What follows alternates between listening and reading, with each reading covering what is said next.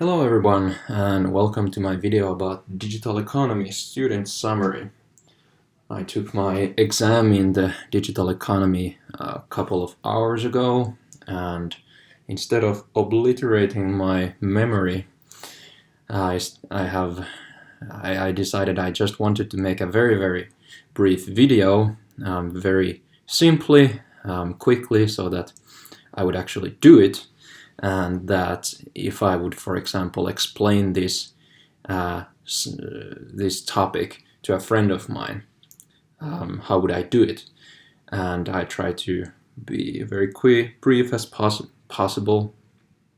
So I will just take the very central things from this course, the things that I learned, and I hope that they can benefit you to understand this subject better. And I will also put some links to some videos that I found helpful in this course, so let's just jump right into it. So I took the definition of digital economy right from Wikipedia. So digital economy refers to an economy that is based on digital computing technologies. Although we increasingly perceive this as conducting business through market based on the internet and the World Wide Web. So I think that the key takeaway of defining what digital economy is all the business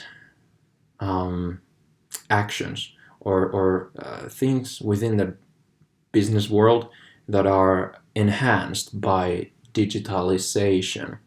So it's value derived out of digital domain. And then next off we have these three different areas within the digital economy. Right in the heart we have the core, that is the digital IT sector, where we have hardware, manufacturing, software and IT consulting, information services and telecommunication. Then right after that we have the digital economy, where we have digital services, platform economy, and then the digitalized economy, e-business, e-commerce, industry 4.0, precision agriculture, algorithmic economy. And in between digital economy and digitalized economy, we have sharing economy and gig economy. So my assumption is that the core is very much just about the things that are needed to upkeep the whole digital business. So that's why we have their hardware manufacturer computers that are needed to create softwares, which then allow this whole digital economy to exist. The digital economy domain is upkept by the core. So, for example, Google Play Store is fully in the cloud, and it's only focused on the digital economy part. And then the digitalized economy is e-business, e-commerce. It could be these, how are they called? Brick and mortar stores, for example. You can have your local shoe shop or your supermarket that somehow uses digital solutions to improve their business. And the reason why sharing economy and gig economy are right there in between, I cannot give a clear answer. Moving on. So this is innovation, disruption, chasm. So what does it mean? Well, right here in the beginning, we have the innovators, the people who get a new idea for an app and they want to create it. So, for example, they create a language learning app, let's say. And then these early adapters, they are, and this whole bell curve, it describes the whole population.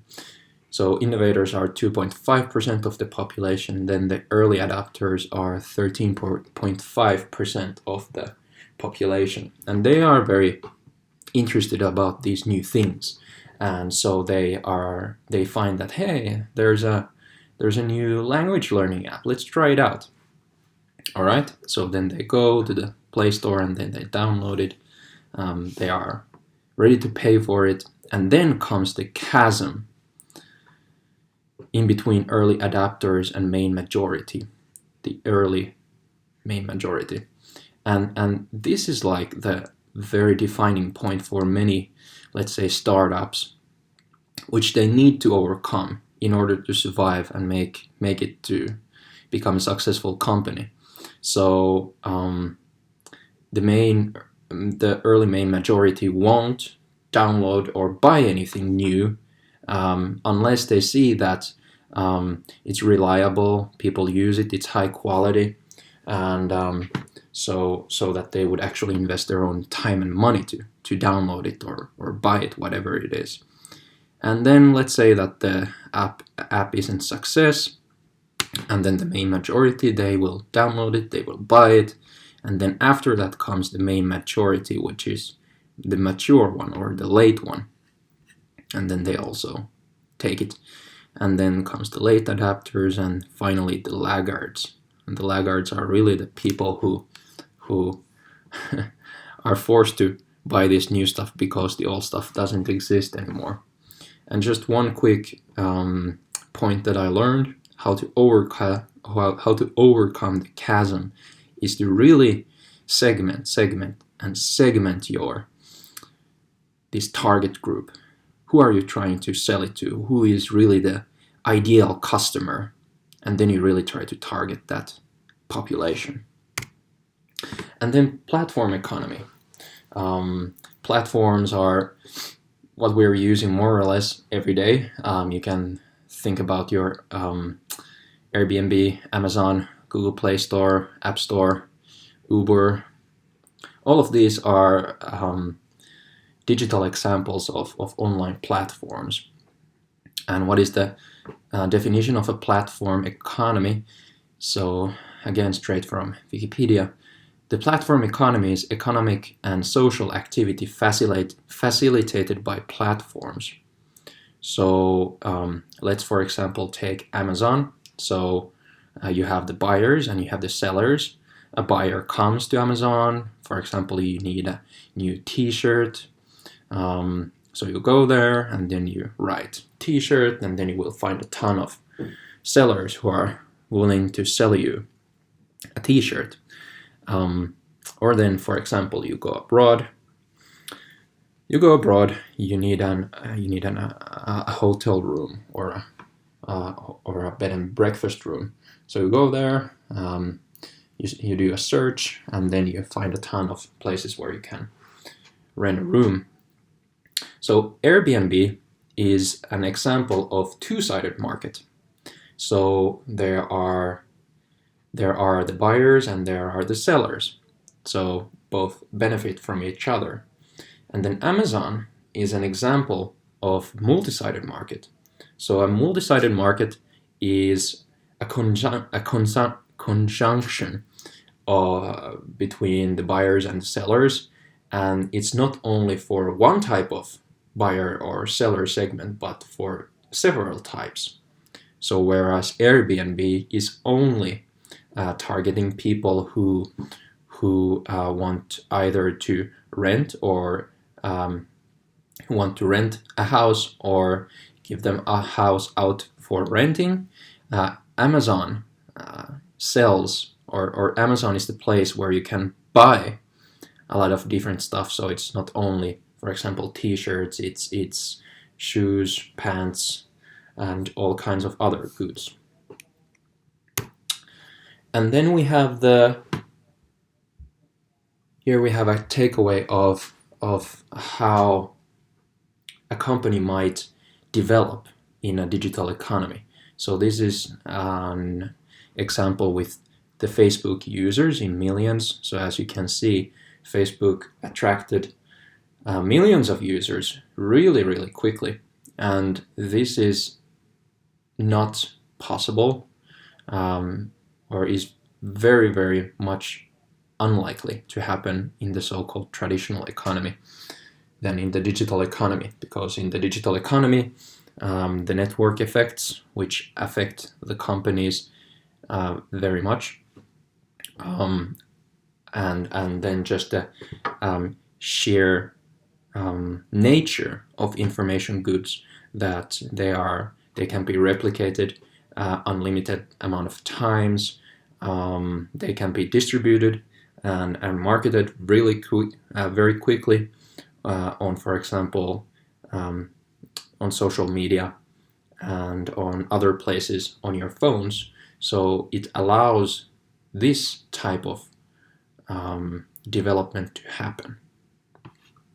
So this is like an example of sort of winner take all or winner take almost all situation, which is very much the case in digital economy. And Facebook really overcame that innovation chasm. And then distributed ledger technologies. Well, you all have heard about blockchain, definitely. And blockchain is one type of distributed ledger technology. Well, what is a distributed ledger technology? Let's just break this word into parts.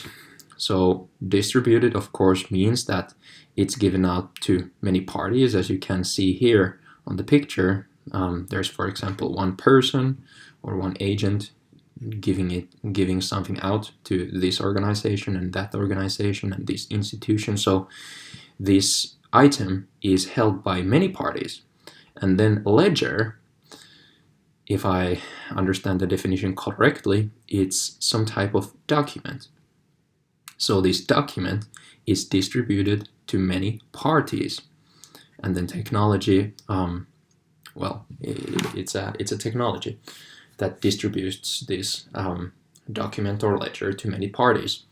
And blockchain is one type of DLT technology. In blockchain, you have these blocks that contain information, and they have a unique code called a hash, and these computers are needed within a blockchain to calculate the hash, which is a certain value. And this value, once it's found by a computer, it will be rewarded by bitcoins or in bitcoins. And then where, for example, if this is the first block, the next block will be attached to the first one, and then the third one will be attached to the second one, and so on and so forth. And these blocks, they are immutable, so they cannot be changed, and they are the blockchain is maintained by a network of computers. And in order to break or change anything within the blockchain, you would have at least 51% of all the computational power within the blockchain. And because nowadays, when you think about that, the blockchain consumes more energy than the whole country of Austria. Well, that just tells about how much computational power it has. So it's basically impossible to try to hack this system. All right, and then here's just another example of a DLT. This is called direct acyclic graph. So it functions in a different way than the blockchain. You have these agents, computers that are connected to this system, and they need to. So one computer has to verify at least 2 transactions in order to they need to verify at least 2 transactions within this system, and it requires much less computational power as blockchains. And well, you can look more into it, how this direct acyclic graph works. It's called DAG. And just quickly, the ledger within blockchain is bitcoins. and in DAG, the ledger is, if I remember correctly, it's some sort of cryptocurrency. And then AI, well, so artificial intelligence is a huge topic. It will change the way, for example, how the business world looks like, how work is done. It will, well, for example, if you go to Amazon and you want to find something specific, there might be a chatbot. And this is a very typical example of artificial intelligence. And artificial intelligence has been used, for example, to track COVID-19. And then it can also be used to, for example, let's say in a hospital, an artificial intelligence, it can be used to identify certain cancer patterns, let's say, and this is very useful because it reduces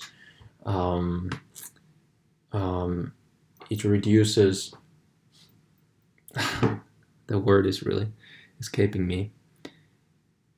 It reduces mistakes, and it's well, AI is used in many different ways, but it's a huge topic within the digital economy.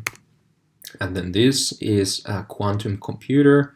It's the IBM quantum computer, and it's a hot topic too because it will boost the computational power, for example, in cryptographic solutions and for chemical research.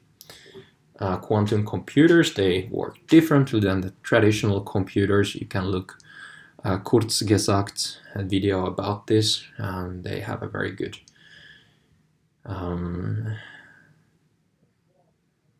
they just tell you very well how this all works.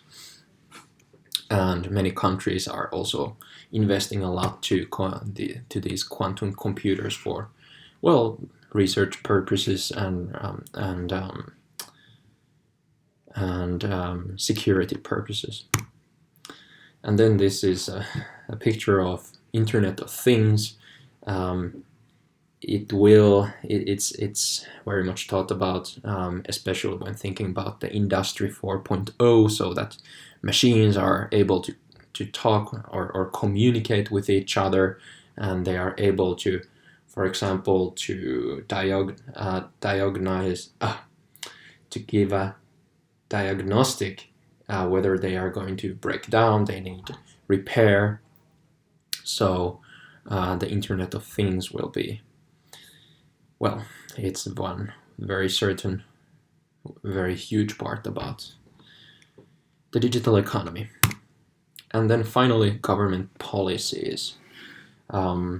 So blockchain, AI, quantum computing, Internet of Things, these and also cybersecurity, data handling, data protection, privacy. These are some subjects that are very widely discussed in today's policymaking. And for example, just according to some reports, China, among all of the nations, is making huge investments to blockchain. Europe is having a lot of AI initiatives, and the US is, well, in research they are very much leading in many of these, well, for example, AI research. So these are just some of the things that are embedded within the digital economy subject. I hope this has helped you. Please leave me a comment. Do make some of these kinds of videos yourself too, and subscribe if you want to have more this kind of content. Anyway, Have a good day.